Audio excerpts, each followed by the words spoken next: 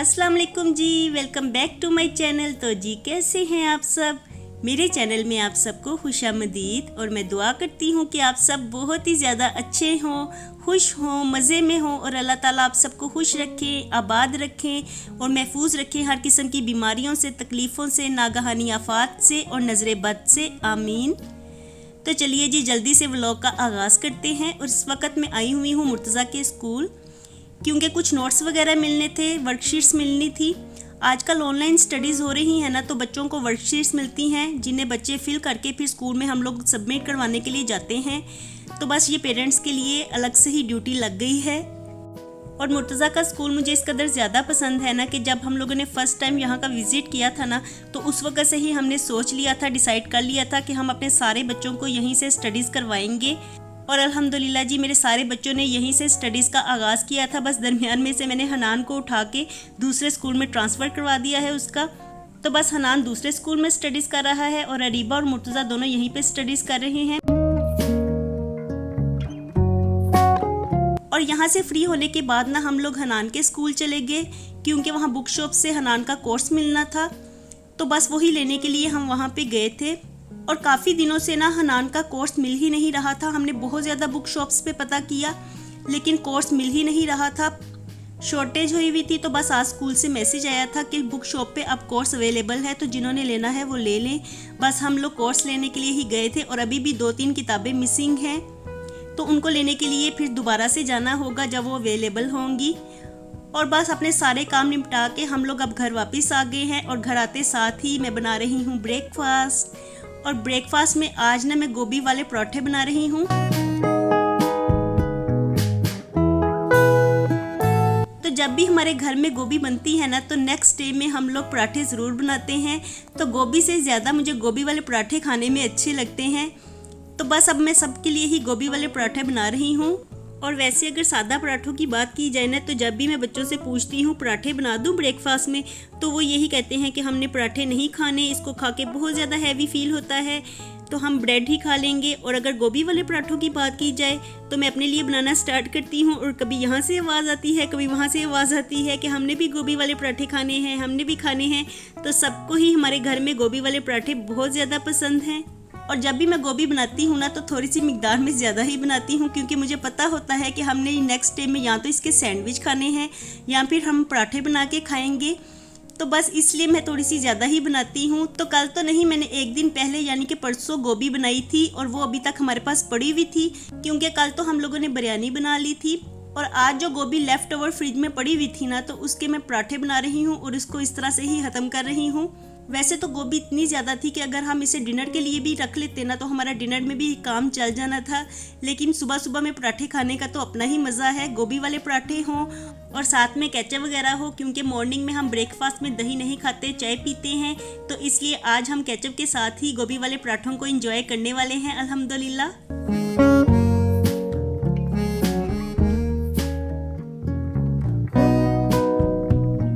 और साथ ही मैंने चाय भी बना ली है। तो मज़ेदार सा हमारा ब्रेकफास्ट तैयार हो गया है अल्हम्दुलिल्लाह। ब्रेकफास्ट करते हैं और फिर घर के जो सारे काम पड़े हुए हैं उनको भी करना है, क्योंकि मॉर्निंग में तो हम लोग स्कूल चले गए थे और अभी सारे काम पड़े हुए हैं करने वाले। हेल्पर मेरी आ गई हैं। तो सुबह सुबह का टाइम जो होता है ना, बहुत ही ज़्यादा बिजी होता है, बहुत ही ज़्यादा भागदौड़ लगी होती है। तो बस यहाँ पे मशीन भी लगाई हुई है, कपड़े भी वॉश हो रहे हैं और कुछ कपड़े ड्राई भी हो गए हैं। तो मैं इन्हें उतार लाई हूँ। इन्हें उतार के मैंने सोफ़े पे ही रख लिया है। अभी फ़ौरन से ही इन्हें फ़ोल्ड करके रख दूँगी। इनको बिल्कुल भी किसी कमरे में नहीं घुसाना, क्योंकि वहाँ पे घुसे ना तो फिर वहीं पे ही पड़े रह जाएंगे 2-3 दिनों के लिए। और मुझे कपड़े धोने से ज़्यादा ना कपड़े फ़ोल्ड करने में इस कदर ज़्यादा आलस आता है ना, मुझे इस कदर ज़्यादा ही मुश्किल काम लगता है ना, कि बस मेरा दिल चाहता है कि कपड़े फ़ोल्ड करने वाला काम ना ही हो।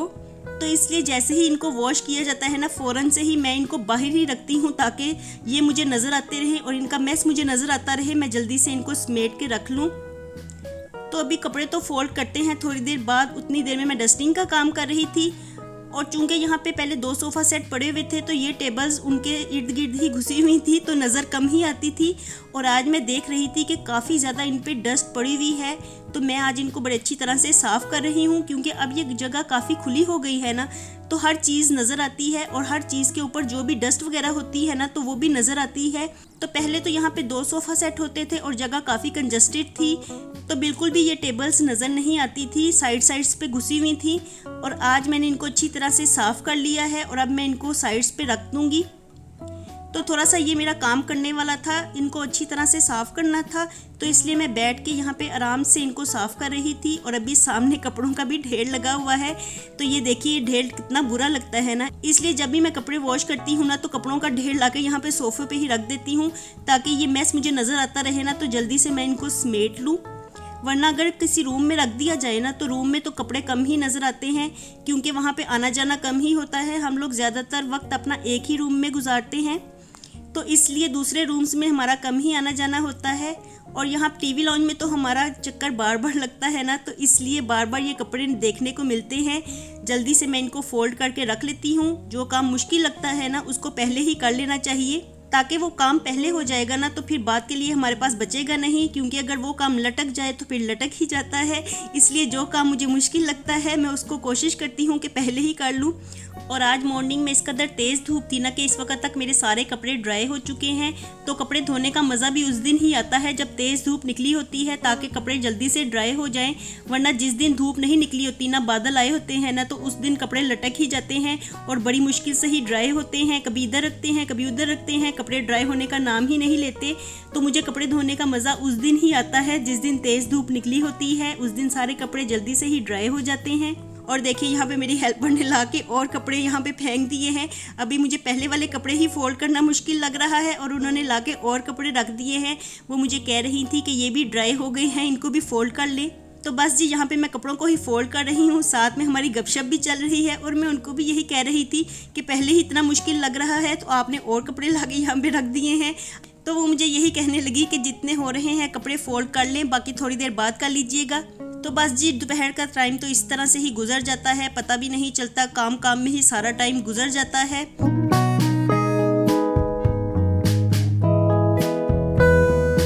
और बस अभी मैं थोड़ी देर पहले ही किचन में आई थी, आटा गूंदने वाला पड़ा हुआ था। डिनर के लिए मुझे आटा गूंदना था, तो बस वही गूंदा है मैंने। और अब शाम का टाइम हो गया था, दूध बॉयल करने वाला पड़ा हुआ था, क्योंकि मैं शाम में ही दूध को बॉयल करती हूँ, चाय बनाती हूँ ना इस वक्त, तो इसलिए इस वक्त ही दूध को बॉयल करती हूँ। तो मैंने दूध को बॉयल करने के लिए रखा हुआ था और आटा गूंदते गूंदते ही ना एकदम से मेरी नज़र पड़ी दूध पे, तो वो बाहर निकलने की कोशिश कर रहा था। मैंने जल्दी से भाग के आगे ना यहाँ पे फ्लेम को ऑफ किया है। अगर मैं थोड़ी सी भी लेट करती ना तो दूध तो आज बाहर निकल ही आना था।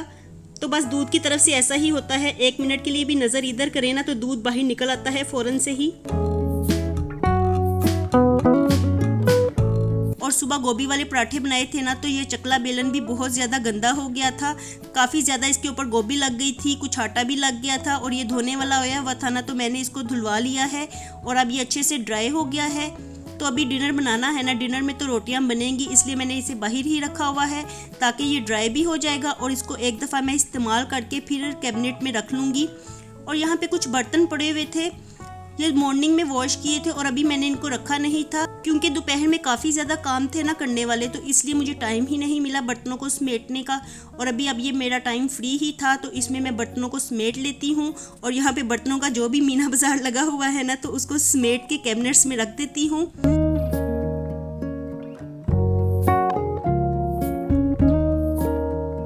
तो बस जी यहाँ पे मैंने डिनर भी बनने के लिए रखा हुआ था और डिनर के लिए आज मैं फलियां गोश्त बना रही हूँ।